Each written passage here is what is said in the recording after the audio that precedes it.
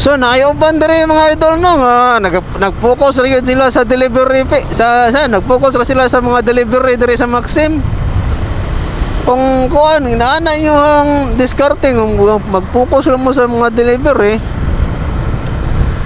Managingon ako sa inyo ha nang pila ra siguro gamar kayo magmakuha nga booking ana kay diri sa Maxim ra ba.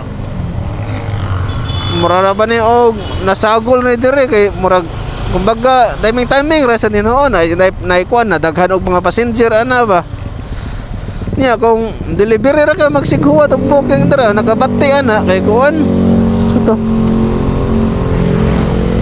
nakabati ana kung masigar kag huwat og delivery dol unya ra ba dili ra ba yun kay ikaw ray rider nga naghuwat sa og booking daghan ra ba sad kaayo mo mga rider. Like for example, huwat na ka og delivery fee di kanang huwat na ka og delivery nga booking.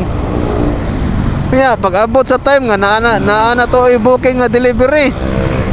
Tapos pag request nimo, naunahan pa jud ka sa ubang rider. Ya wala di sulod sa imo, sayang kayo, di ba? Sayang kay ang oras.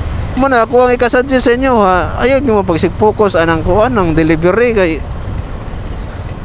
piki kay na pila rin kita on yung ano siguro kapila ra mo makakomplete og booking kay sige maghuwat og delivery fee makakuha magay mo ina nga booking nga anong delivery fee makakuha magay mo booking nga mga delivery siguro gagmay sad kaayo kay walay rider nga ning request tungod sa kagamay nga booking di ba sa maro tay mo ha nya sayang kayong oras gadagan yan naidaghan mga booking nga mga passenger dara wala mo gikuha kay wala ka nagdag extra helmet kay delivery ra ka dala dyan mag extra helmet kay arong anong tanan na i-delivery sa imuhan dool pwede ka mo request kung na passenger pwede sad ka mo request di ba so ana ra gud dapat dala ka kag extra nga helmet so ana ra tol salamat og amping sa biyahe.